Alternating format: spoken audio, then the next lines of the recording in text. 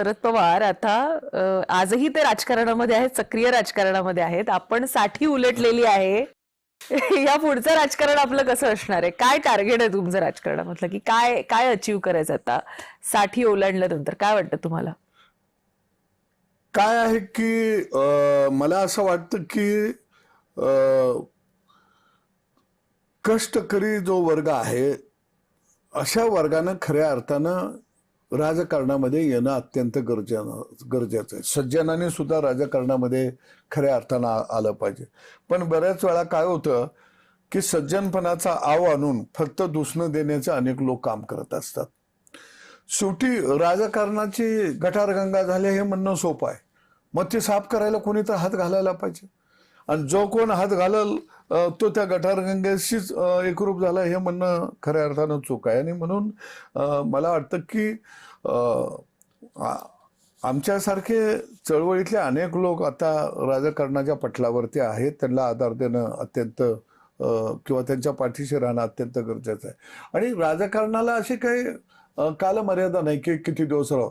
जिथून तुम्हाला समाजासाठी काही करता येतं तिथून जिथं करण्याची संधी आहे तिथं आपण खऱ्या अर्थानं काम केलं पाहिजे. आणि शेवटी शेतकरी, शेतमजूर, कष्टकरी मी त्या समाजाशी निगडीत असल्यामुळे त्या समाजाच्या पुरतं मर्यादित मी या ठिकाणी सांगत असताना सांगेन की राजकारणाच्या पटलावरती धोरणं ठरत असतात.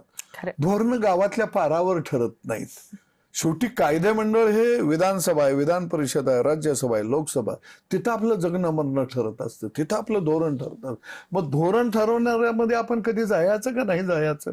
का आपण नुसतं पारावर बसूनच गप्पा हाणायचे का ट्रम्पचं काय चाललंय, इराकचं काय, इराणचं काय, असं होत नसतं. त्या मैदानामध्ये खऱ्या अर्थानं उतरावं लागतं. आणि म्हणून गावगाड्याच्या प्रश्नासाठी खऱ्या अर्थानं आम्ही राजकारणामध्ये आलो. पवार साहेबांचा राजकारणामध्ये येण्याचा उद्देश हा खरंच चांगला होता.